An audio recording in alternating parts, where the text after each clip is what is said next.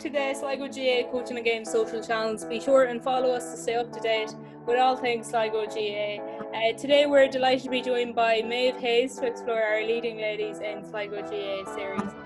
Welcome Maeve, and thanks for joining us today. Lana, thanks very much for inviting me. So just to start off, Maeve, what's your role in the GAA? At the moment I'd be involved with St. John's GAA Club in Carrow, and I'm coaching in there with the under-13 squad. Now, believe it or not, at the moment I am involved with the boys at the moment because my own young fella is playing with the boys. So that's who I'm involved with at the moment. Yeah, and just, I suppose, I work in Carrow National School, so I'd be trying to promote getting the children out from Carrow, the Mercy and St. John's National School. That would be mostly our catchment area in town. And that's kind of the main goal, is getting them out and just letting them know where we are and things like that. Both boys and girls. Yeah, and how did you come to become involved in the GAA side of things? Well, I suppose growing up, I always would have played soccer just in town where I lived in the estate, and there never really was much Gaelic around. And then when I was about, I suppose when I went to secondary school in the Ursuline, I would have got involved a bit then, playing Gaelic football. And a local man, Paul Green from Carrow, would have set up a girls' team for a while in St. John's. We were probably about under 16, maybe under 15. That probably only lasted a year. And then I didn't play for a while, and I was probably 17, 18, and Cora Goats from St. Mary's had been setting up a ladies' team. And I went and joined my rival club, St. Mary's, and started playing with them for a good few years. And it was just a brilliant fun, brilliant experience. I suppose what I really enjoyed about it was just the social aspect of it, because I would have always seen all the boys doing that growing up, and it's not like now where there's so many girls teams. There was no girls teams at all. I was lucky then I got called up to play for Sligo.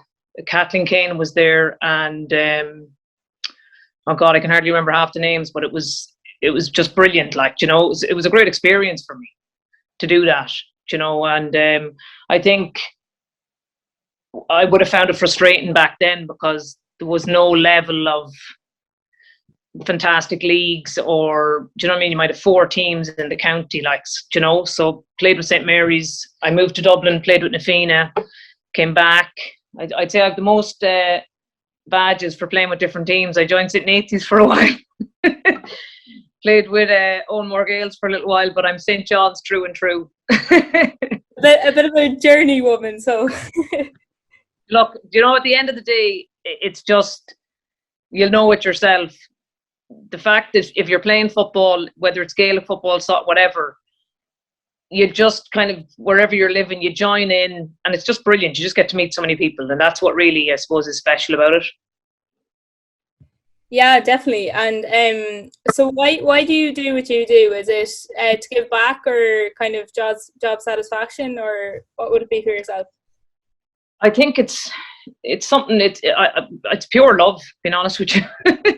I absolutely just love it. I love watching the game, I love playing the game, and I love coaching it.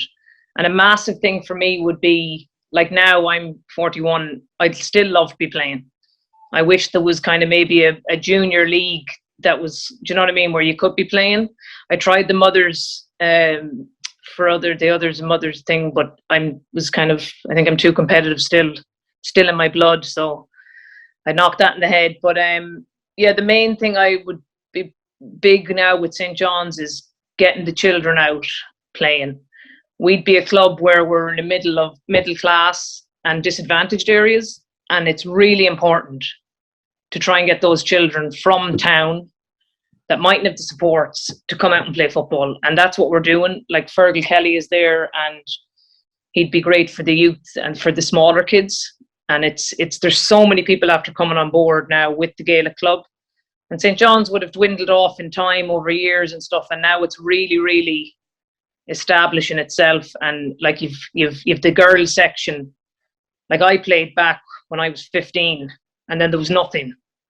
And I came back from Dublin at once, and I coached a bit, and there was nothing. But now, like, you've a good few people down there, Olivia Flannery, Liam Kelly, Jared Egan, there's loads of them, don't put my name, they're doing fantastic work down there, and the girls are thriving. We've under 9s, under 6s, everything, stuff that you'd never would have had before, and it's just brilliant to see. Like, yeah, it's all about the development, really, isn't it, from grassroots level up. So in terms of encouraging more women into these positions in the GAA, what do you think contributes to the disparity in the men's side of things in particular, and what would you say is the best way to go about continue changing that?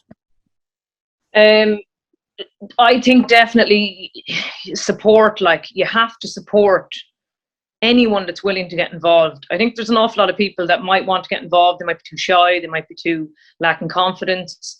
So, like, for me, I always worked with children. I work in a school. It was water off a duck's back to me. But if you look at a lot of people who are coaching, they have absolutely no experience with children. So if you put one coach down there with 30 kids and it's hell on earth, they're never going to want to come back. So, like, one thing that Fergal Kelly is doing there down at the club now is you could go down to Cleaver, say, on a Saturday morning, and you could have nearly as many adults as there are kids. So one adult might only have 5 children, and they're really enjoying themselves. And even if they've only just to throw up a ball, it's something simple. Don't make it complicated, just make it enjoyable. As much enjoyable as it is for the kids, it has to be for the adults as well. And let them kind of build up confidence and different things like that. And I think the more that they're supported, the more they'll become involved, and they won't walk away. And it's the same for children, that they won't creep away and just leave, you know? Yeah, I know exactly what you're talking about. I do the cool camp myself, and although sometimes it's chaos, the payback of it, even, you know, just for yourself, is immense. Like, when you see them kind of going on to thrive as well. But if you could change one thing in the GAA to make it a better organisation going into the future, what do you think that would be? I don't know. For me personally, I suppose, being from town, I would like to see that bit more support, maybe for children in disadvantaged areas, and like things like in the schools. And like, I know over the years you would have always had coaches from our club, from St. John's, and I've done it myself. And unfortunately, you kind of can't really do it anymore because of all these child protection things. But literally going around picking up kids, like trying to make up a team.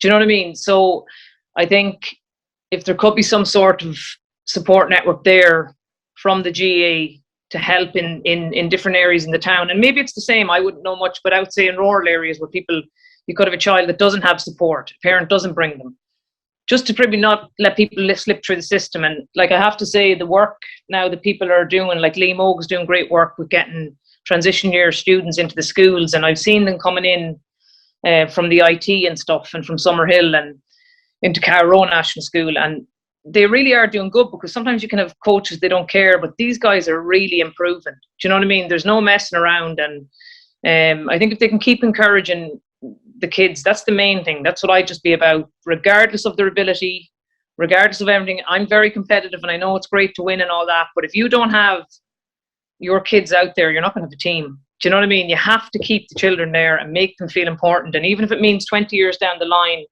that they don't even want to kick a ball, they could be doing something else. They could be managing, they could be making tea, they could be doing whatever, like, you know. So I think, yeah, just the main thing is just keep I'd like to see a bit more done for children in, say, like the national schools in town and stuff, just for that bit more extra support. Yeah, I mean, you mentioned it there, like the opportunities the GAA does offer you are endless across the board. It doesn't just have to be on a football and kind of spectrum. So what is it for you that makes Gaelic games so special? Yeah, well, for definitely me personally, seeing the children, to me, it's all about the kids. Like, I just think it's great, like, just seeing them progress and having children. I would have dealt with a lot of kids that might have different problems, different things from different areas in town, different areas, whatever.